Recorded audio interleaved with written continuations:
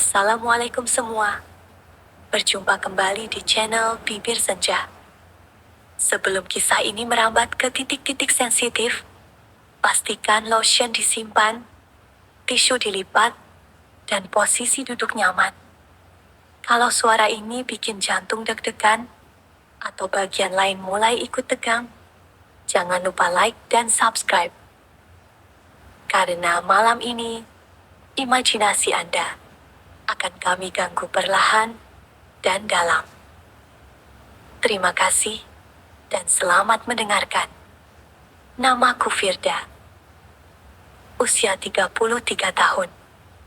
Istri sah dari seorang pria bernama Jarod, yang lebih sering tinggal di luar kota daripada di rumah kami. Orang-orang memanggilku Bu Kos, karena aku mengelola rumah petak dengan 4 kamar sewa untuk anak-anak kuliahan dan pegawai muda. Tapi tidak ada yang tahu, rumah ini lebih banyak sunyinya daripada suara penghuninya. Aku bangun lebih awal dari biasanya pagi itu. Bukan karena alarm, tapi karena rasa asing yang muncul sejak kemarin sore. Ketika anak kos baru datang, membawa 2 koper dan selembar kertas bukti transfer. Namanya Rizky. Umurnya 24. Ia mahasiswa tingkat akhir yang katanya sedang mencari tempat yang tenang dan murah. Aku hanya tersenyum saat ia bilang itu. Rumah ini memang tenang, tapi tidak murah bagi hati yang lelah. Ia tinggal di kamar nomor 3, kamar yang paling dekat dengan dapur, dan paling jauh dari pintu keluar. Waktu aku antar dia masuk, aku sempat memperhatikan postur tubuhnya. Tegap. Kulitnya agak sawo matang. Matanya tajam tapi tidak keras. Cara bicaranya pelan. Laki-laki seperti ini biasanya banyak berpikir sebelum bertindak. Tapi kalau sudah bertindak, bisa membuat siapapun jatuh tak bersuara. Aku berusaha biasa saja. Lagi pula, aku ini perempuan bersuami, kan? Tapi entah kenapa, malam itu aku tidak bisa tidur. Aku mendengar langkahnya lewat di depan kamarku. Suara air keran yang dia buka dan tutup. Suara kecil, tapi cukup untuk membuatku sadar bahwa sekarang ada laki-laki muda yang tidur hanya beberapa meter dari tempat tidurku. Paginya, aku sengaja bangun lebih pagi. Kupakai daster biru muda yang agak lama tak kupakai. Sedikit tipis, tapi nyaman. Lagi pula, siapa yang peduli? Ini rumahku. Aku mulai memasak di dapur. Kangkung tumis, telur dadar, dan nasi yang sudah kukukus ulang. Bau bawang putih menyebar. Dan saat aku sedang membalik telur di wajan, aku merasa ada yang berdiri di ambang pintu. Benar saja, Rizky berdiri di sana. Rambutnya masih berantakan, hanya mengenakan kaos putih tipis dan celana pendek. Ia tampak canggung, tapi tidak buru-buru berpaling. Matanya sempat menatap ke arahku. Lebih tepatnya, ke bagian atas tubuhku yang sedikit terbuka, karena dasterku memang kancingnya jarang. Dan aku melihatnya. Tatapan itu. Tatapan seorang laki-laki yang tak sengaja melihat, tapi tak langsung menoleh. Aku pura-pura tak sadar. Terus mengaduk tumisan. Tapi jantungku berdetak cepat. "Pagi, Bu," katanya akhirnya. "Pagi juga, mau sarapan?" Ia mengangguk pelan. "Boleh, kalau enggak merepotkan." Aku menoleh dan tersenyum. Lalu menatap matanya sebentar. "Enggak, justru Bu Kos senang kalau ada yang mau makan di sini." Dan entah kenapa, waktu aku bilang itu, suaraku sedikit bergetar. Itu bukan getar takut, tapi seperti gemetar karena ada sesuatu yang lama terkunci, kini perlahan terbuka. Sesuatu yang selama ini hanya aku simpan di balik dapur, daster tipis, dan kesepian. Sudah 3 hari sejak Rizky tinggal di kamar nomor 3. Dan selama 3 hari itu pula, aku mulai merasa tidak seperti biasanya. Ada hal kecil yang membuatku gelisah. Misalnya, cara aku memilih baju tiap pagi. Biasanya aku asal ambil daster yang tergantung. Tapi sekarang, aku memilih dengan lebih teliti. Daster warna lembut, bahannya agak jatuh, yang nyaman, dan sedikit menerawang kalau kena cahaya. Aku tidak tahu kenapa aku begitu. Atau mungkin aku tahu. Aku hanya tidak ingin mengakuinya. Pagi ini, aku sedang memotong tomat ketika Rizky lewat menuju kamar mandi. Ia hanya mengenakan handuk kecil di pinggang. Rambutnya masih basah. Tubuhnya kurus berisi. Kulitnya bersih. Sekilas saja dia lewat. Tapi cukup untuk membuat jari telunjukku hampir ikut teriris bersama tomat. Dia tidak melihatku, tapi aku melihatnya. Dan saat aku kembali sadar, aku merasakan wajahku memanas. Aku menarik napas dalam-dalam. Firda, kamu itu istri orang. Apa yang kau pikirkan? Tapi batinku tak diam. Ia berbisik, iya, kamu istri orang. Tapi kamu sudah berapa lama merasa seperti istri? Siang harinya, aku menyapu halaman. Rizky duduk di bangku panjang dekat pagar, membaca buku. Aku pura-pura tak melihat. Tapi aku bisa merasakan pandangannya mengikuti gerak tubuhku. Waktu aku membungkuk memungut dedaunan, aku tahu betul dasterku tertarik ke atas sedikit. Aku tahu betul bagian atas tubuhku sedikit terbuka, karena kancing tengahnya longgar. Dan aku tahu, dia melihat. Tapi yang membuatku lemas bukan karena dia melihat, melainkan karena aku membiarkannya. Kami saling tatap untuk pertama kali hari itu. Tatapan yang terlalu lama untuk disebut sopan, tapi terlalu dalam untuk disebut kebetulan. Ia tidak berkata apa-apa, tapi sorot matanya bertanya, "Apa aku boleh jatuh cinta sama kamu, Bukos?" Dan aku, dengan diamku menjawab, "Kalau kamu jatuh, aku mungkin tidak akan menangkapmu. Tapi aku juga tidak akan pergi." Malamnya, aku tidak bisa tidur. Aku berbaring sendiri di ranjang besar, yang biasanya hanya kutinggali sebagian. Jarod, suamiku, entah ada di kota mana. Katanya projek, katanya penting. Tapi malam itu, yang terasa penting, adalah cara Rizky menatapku. Tatapan itu masih membekas, sampai aku memejamkan mata. Dan entah mimpi atau bukan, aku merasa seseorang memelukku dari belakang. Erat, hangat. Nafasnya di leherku. Tangannya menyentuh bagian tubuhku yang sudah lama tak disentuh siapapun. Aku tidak tahu apakah itu hanya mimpi atau sebuah keinginan yang sudah terlalu lama aku tahan. Petang itu, langit mendung menggantung di atas atap rumah kosku. Angin bertiup pelan, membawa aroma tanah basah yang belum sempat turun hujan. Tapi aku tahu, malam akan basah, dan bukan hanya oleh cuaca. Aku baru saja selesai menutup jemuran, ketika tetesan pertama mulai turun. 1, 2, lalu deras. Hujan menari di atas genteng, mengisi lorong-lorong sempit, di antara suara kosong rumah kos yang tua. Dan di tengah riuhnya rintik dan sunyi, aku melihat Rizky duduk sendirian di teras, bersandar pada tiang kayu. Di tangannya ada cangkir kopi, dan di sampingnya ada satu cangkir kosong.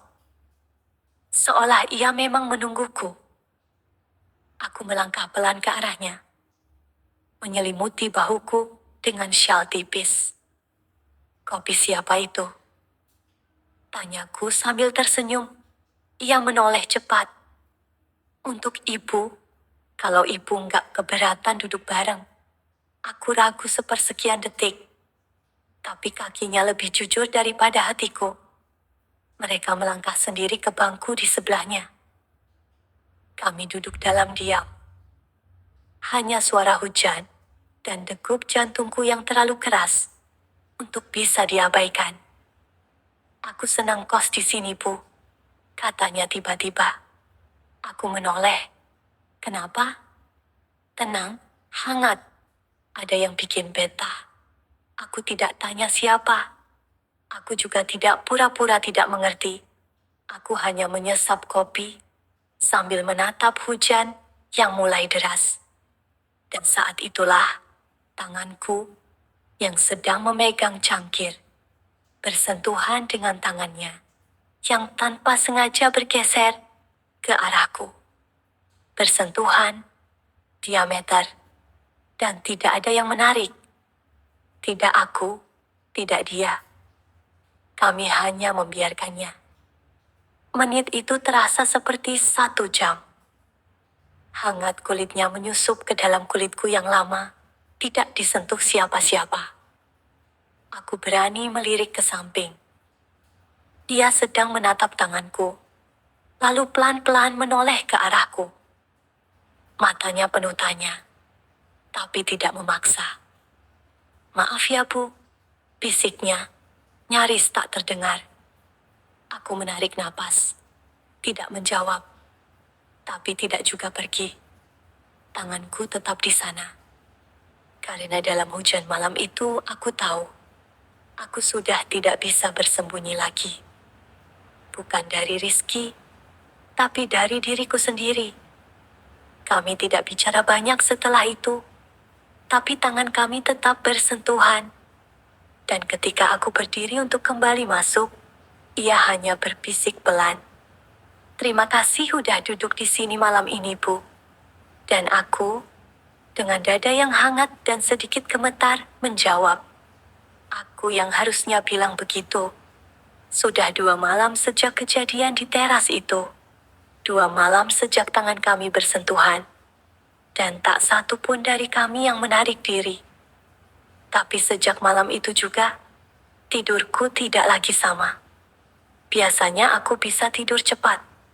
Tapi sekarang, ada satu nama yang berputar di kepala. Satu wajah. Satu sorot mata.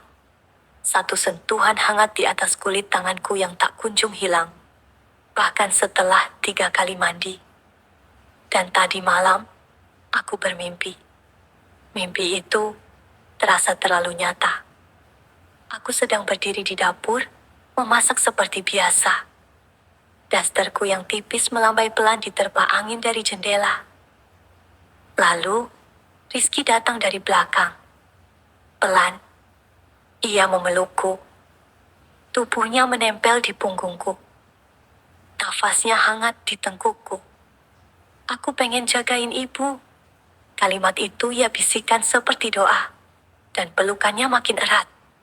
Tangannya melingkari pinggangku. Lalu perlahan, naik menyentuh bagian tubuhku yang selama ini hanya milik seseorang yang tak pernah benar-benar hadir. Aku tidak menolak. Justru aku menoleh. Dan di sana, bibir kami saling mencari. Ciuman itu terasa hangat, dalam, dan benar. Saat aku terbangun, jam menunjukkan pukul 3 dini hari. Napasku terengah, tubuhku berkeringat, dan bagian dadaku berdenyut pelan, seperti masih mengingat pelukan itu. Aku duduk di ranjang dalam gelap. Diameter dada ini terasa sesak. Bukan karena mimpi itu salah, tapi karena aku menyukainya. Keesokan paginya, aku mencoba bersikap biasa, tapi tidak bisa. Tubuh ini masih membawa bayangan mimpiku. Saat aku berpapasan dengan Rizky di lorong, mataku spontan menghindar. Tapi dia malah menghentikan langkah. Ibu nggak apa-apa, aku hanya tersenyum kecil. Kurang tidur. Kenapa? Aku menatapnya. Lama. Dan tiba-tiba, kalimat itu keluar begitu saja.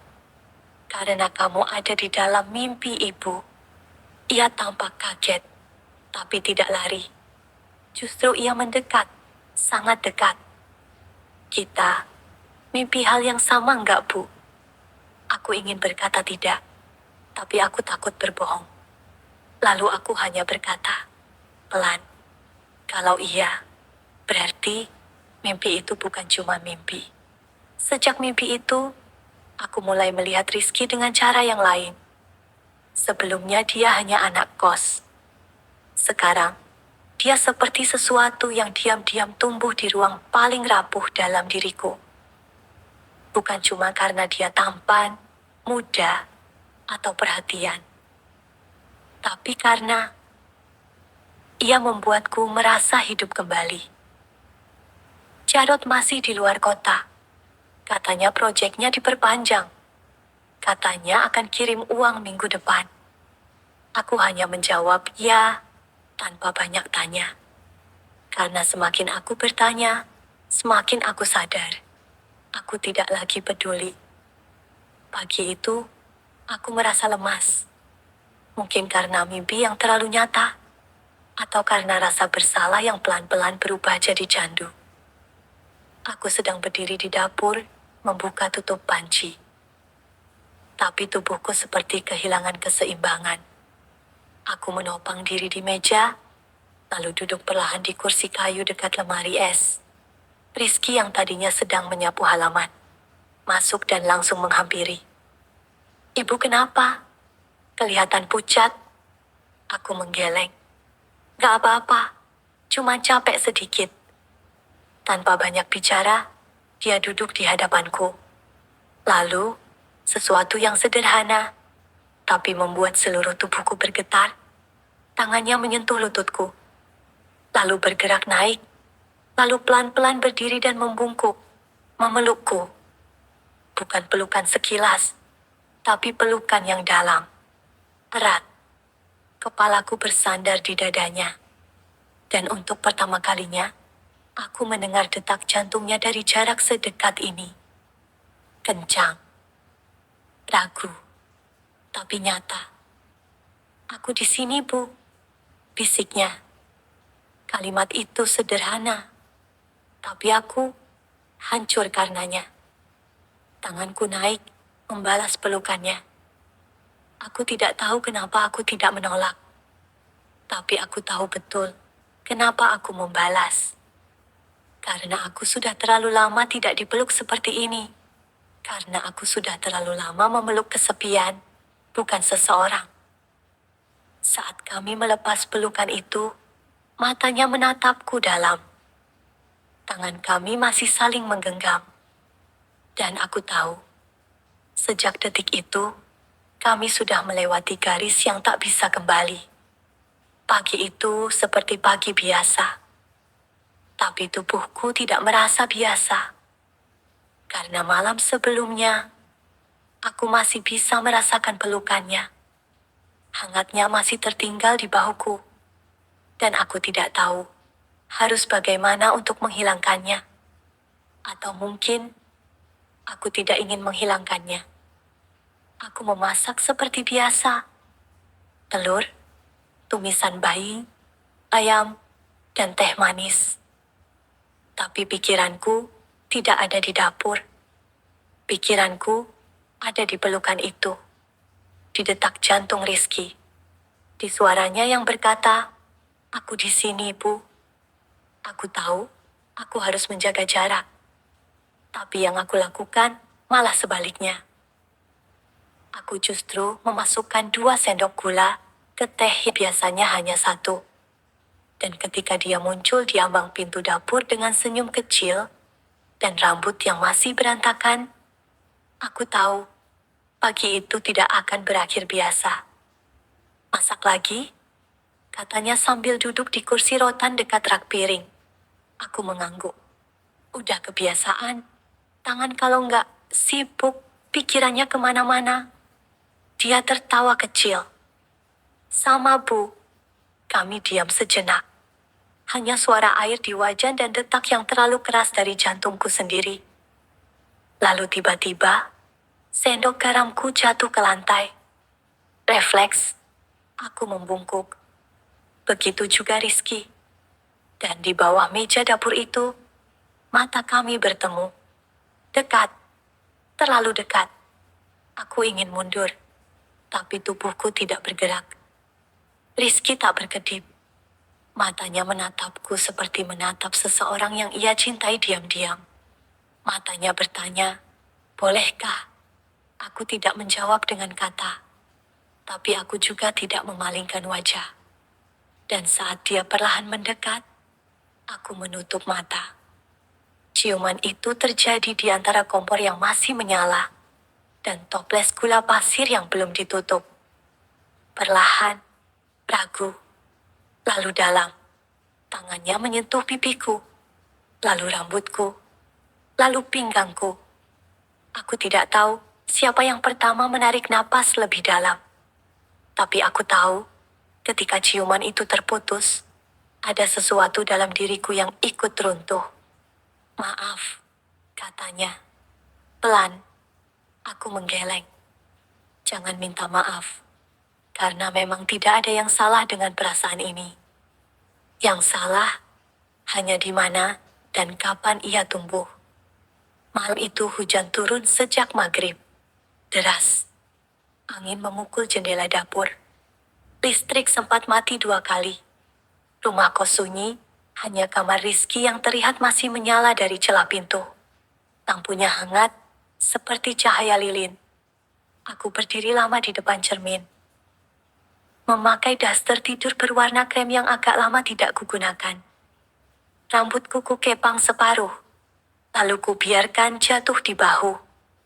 Aku tidak tahu kenapa aku memperhatikan penampilanku malam itu. Tapi aku tahu untuk siapa aku melakukannya. Aku tidak berniat ke kamarnya, tidak berniat mengetuk.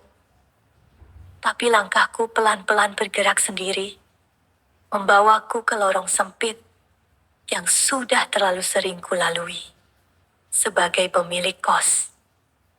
Tapi malam itu, aku datang bukan sebagai itu.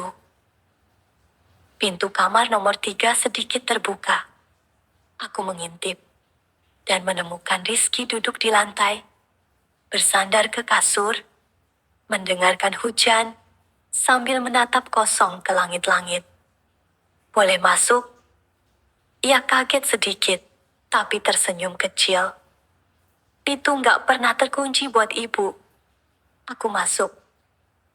Duduk di dekatnya. Tak banyak kata. Hanya suara hujan dan detak jantung kami yang terasa semakin keras. Ia menatapku. Matanya sayu. Seperti ingin bicara, tapi takut melukai. Ibu, kelihatan beda malam ini. Aku menunduk. Aku capek. Capek apa? Capek nahan. Aku tidak tahu kenapa aku berkata seperti itu. Tapi itu kalimat paling jujur yang keluar dari mulutku selama bertahun-tahun. Lalu ia pelan-pelan memegang tanganku, menciumnya, lalu menarikku ke dalam pelukannya. Kami berdua terbaring di atas kasur kecilnya. Tidak ada gairah yang meledak-ledak. Tidak ada desakan atau paksaan. Hanya sentuhan perlahan. Rasa ingin tahu. Nafas yang menempel. Kulit yang meraba, tapi tidak menyerang. Kami tidur bersama malam itu. Bukan karena kami ingin berdosa, tapi karena kami ingin merasa dicintai, dihargai, dihidupkan. Ia menyentuhku dengan lembut, seperti seseorang yang merawat, bukan menguasai. Dan aku membuka diriku tanpa rasa malu. Karena malam itu, aku bukan istri siapa-siapa. Aku hanya perempuan yang ingin dicintai. Setelah semuanya selesai, kami berbaring dalam diam. Dia memelukku dari belakang, menyelaraskan nafasnya dengan tubuhku. Dan aku menangis diam-diam. Bukan karena menyesal, tapi karena aku tahu, setelah malam ini, tak akan ada jalan kembali. Setelah malam itu, segalanya berubah. Bukan Rizky, bukan aku, tapi cara kami memandang waktu. Setiap pagi, terasa terlalu pendek untuk saling menatap. Setiap sore, terasa terlalu ramai untuk sekadar saling menyentuh. Dan setiap malam, kami mencuri waktu seperti dua orang yang tahu ini tidak bisa selamanya, tapi tetap tak mau berhenti. Kami mulai terbiasa. Sarapan berdua di dapur, tertawa pelan saat mencuci piring. Bahkan tidur di kamar yang sama seminggu sekali, saat semua penghuni kos lain sudah terlelap. Tapi yang namanya kebiasaan, cepat atau lambat bisa jadi ketahuan. Dan yang pertama mencium bau aneh itu adalah Desi. Desi adalah penghuni kamar nomor 1. Perempuan, karyawan butik, punya insting tajam seperti kucing. Malam itu, aku keluar dari kamar Rizky setelah lewat pukul 1. Kupikir semua sudah tidur. Tapi keesokan harinya, saat aku menyapu lorong, Desi menghampiri. "Ibu, semalam saya lihat ibu keluar dari kamar nomor 3. Aku terdiam. Pegangan sapu di tanganku terasa dingin. Dia tersenyum kecil. Senyum tipis yang tidak bisa aku terjemahkan sebagai ramah. "Lagi ngasih obat ya?" tanyanya. Nada bicaranya ringan, tapi matanya penuh tanya. Aku mencoba membalas dengan senyum palsu. "Iya, dia sempat demam." "Oh, soalnya lampu kamar dia sering nyala sampai pagi sekarang." Dulu gelap terus. Aku tahu, ini bukan lagi percakapan biasa. Ini ancaman yang dibungkus dalam obrolan. Malam harinya, aku duduk di pinggir ranjang, memandangi pintu kamar yang terbuka sedikit. Rizky datang menghampiri. "Ibu kelihatan tegang." "Desi lihat aku keluar dari kamarmu semalam." Dia menghela napas. "Mau aku hadapin?" Aku menggeleng. "Gak usah. Justru kalau kamu yang maju." Dia makin yakin. Kami duduk berdua dalam diam. Tak ada pelukan malam itu. Tak ada sentuhan. Yang ada hanya ketakutan. Karena cinta yang tumbuh di tempat yang salah akan selalu punya musuh yang tak terlihat. Dan malam itu, untuk pertama kalinya, aku bertanya, sampai kapan kita bisa sembunyi? Pagi itu sunyi. Terlalu sunyi. Bahkan untuk ukuran rumah kos yang biasanya tak pernah benar-benar hidup. Aku baru selesai menggantung handuk di belakang, ketika suara motor terdengar berhenti di depan pagar. Berat. Pelan. Seperti suara yang tidak asing, tapi sudah lama tak terdengar. Aku keluar, dan benar saja. Jarod. Suamiku berdiri di depan pintu gerbang, dengan jaket lusuh, dan wajah kusam. Satu tas besar di tangannya, satu tatapan curiga di matanya. "Firda." Aku kaku di tempatku, seolah seluruh tubuhku kehilangan tulang. Aku pulang. Dan dengan 3 kata itu, seluruh dunia kecil yang selama ini ku bangun bersama Rizky mulai retak dari dalam. Jarod masuk ke rumah tanpa banyak kata. Meletakkan barang. Melihat-lihat seisi kos. Matanya tajam. terlalu tajam untuk seorang yang katanya pulang tanpa curiga. Malam harinya, ia duduk di ruang tamu sambil menyeruput kopi. Aku duduk di seberangnya, canggung. Rasanya seperti berbicara dengan orang asing. Penghuni barunya banyak ya? Tanyanya. Aku mengangguk pelan. Yang itu, kamar nomor 3. Siapa namanya? Jantungku berhenti sepersekian detik. Rizky. Jawabku singkat. Mahasiswa. Ia mengangguk. Akrab ya sama kamu. Aku menatapnya.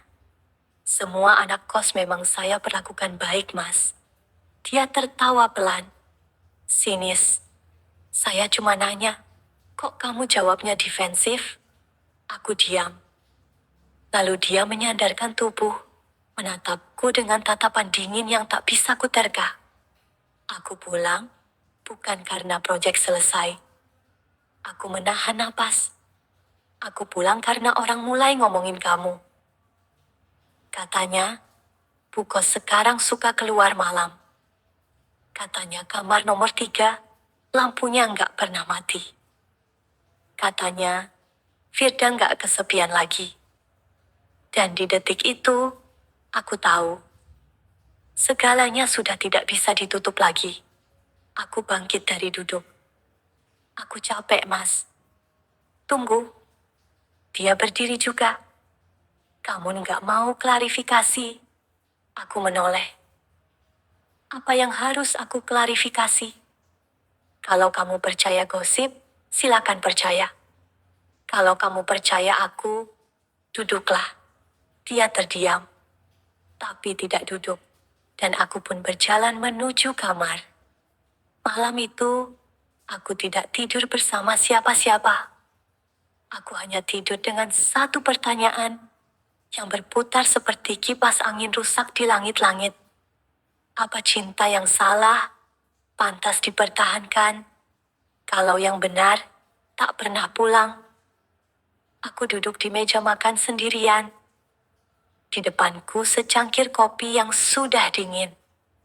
Di luar, matahari mulai naik, tapi tidak cukup kuat untuk menghangatkan kekosongan di dada ini. Jarod belum bicara banyak sejak malam itu, tapi diamnya lebih memekakkan telinga daripada bentakan. Tatapan-tatapannya menusuk. Geraknya berubah canggung. Seperti rumah ini bukan lagi miliknya. Dan aku bukan lagi istrinya. Aku tahu ini saatnya. Siangnya, aku mengetuk pintu kamar Rizky. Ia membuka, dan wajahnya langsung berubah cemas saat melihatku. Ada apa, Bu? Masuk bentar. Aku mau bicara. Dia duduk di tepi ranjang. Aku berdiri di hadapannya. Jarak kami lebih dekat dari biasanya, tapi terasa lebih jauh dari sebelumnya. Aku nggak bisa begini terus, Riz. Ada yang tahu? Aku yang memutuskan untuk berhenti sembunyi. Ia menatapku lama, lalu bangkit dan mendekat. Bu, aku sayang sama ibu. Aku menahan napas. Aku juga sayang sama kamu. Jawabku jujur. Tapi suaraku gemetar. Tapi kadang, sayang aja nggak cukup untuk benar. Ia menunduk. Aku akan bilang sama Jarod. Aku akan jujur. Bu, jangan. Kalau ibu kena apa-apa, aku nggak. Aku menyentuh pipinya. Aku sudah terlalu lama hidup dengan menahan semua. Kali ini, aku mau memilih untuk jujur. Biar luka, biar remuk.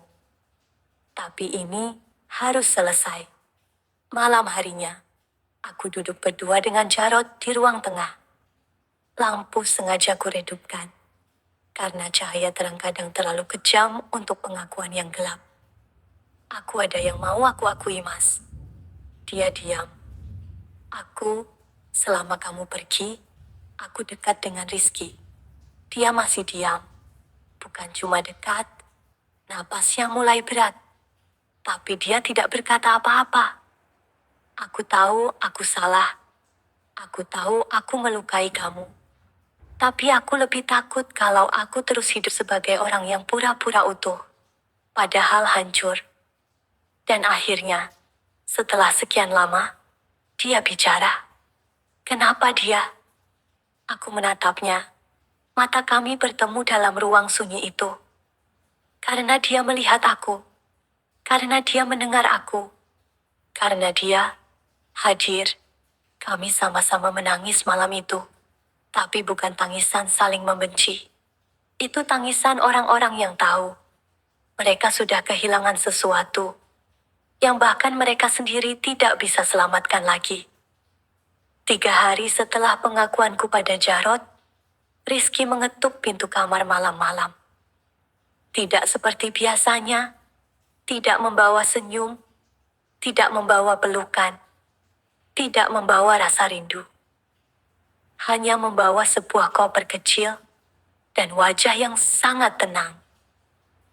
Terlalu tenang untuk seorang lelaki yang hendak pergi.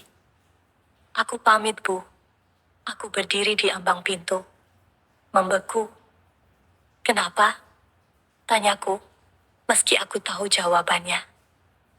Karena tinggal di sini, sekarang cuma akan menyakitkan semuanya.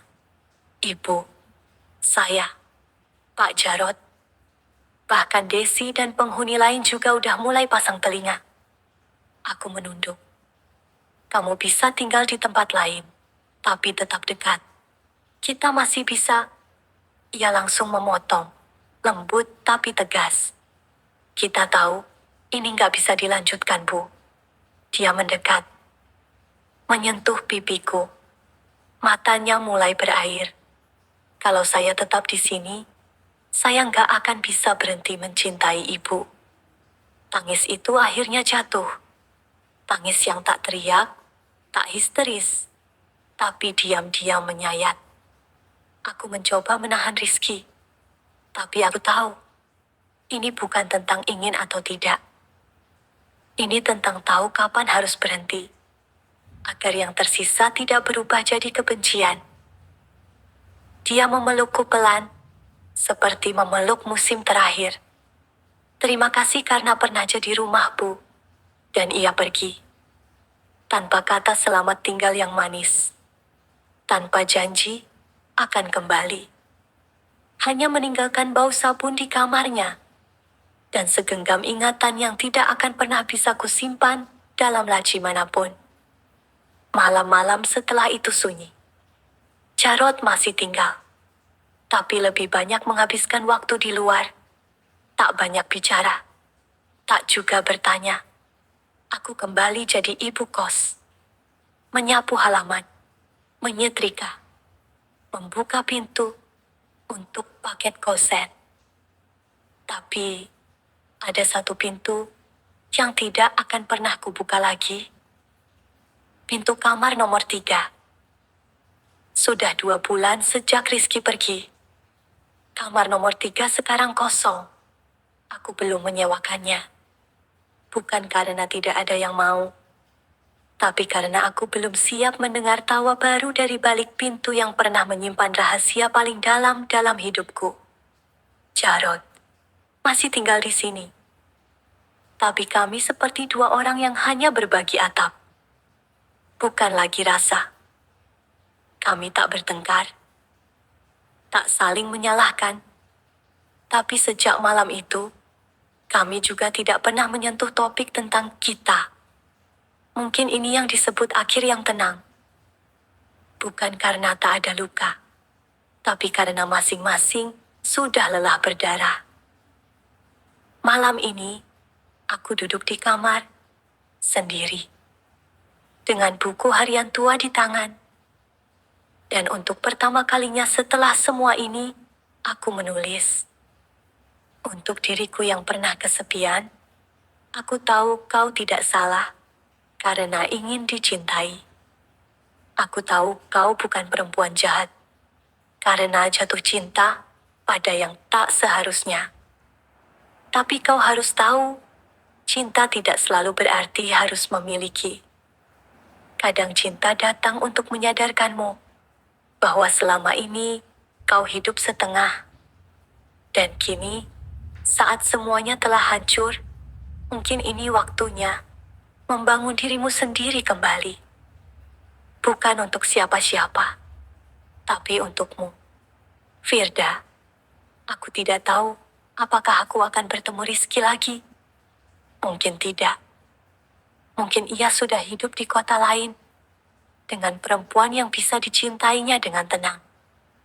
Tanpa sembunyi, tanpa dosa. Dan aku mulai belajar menikmati sunyi. Sunyi yang tidak lagi terasa kosong, tapi sunyi yang penuh. Karena aku tahu, aku sedang menumbuhkan sesuatu yang hilang sejak lama. Diri sendiri. Pesan moral. Kesepian adalah luka yang tak terlihat, tapi sangat nyata. Banyak orang yang hidup berdampingan, tapi jiwanya kesepian. Kisah ini mengingatkan kita bahwa rasa sunyi bisa tumbuh, bahkan dalam hubungan yang sah. Jika tak lagi saling hadir dan peduli.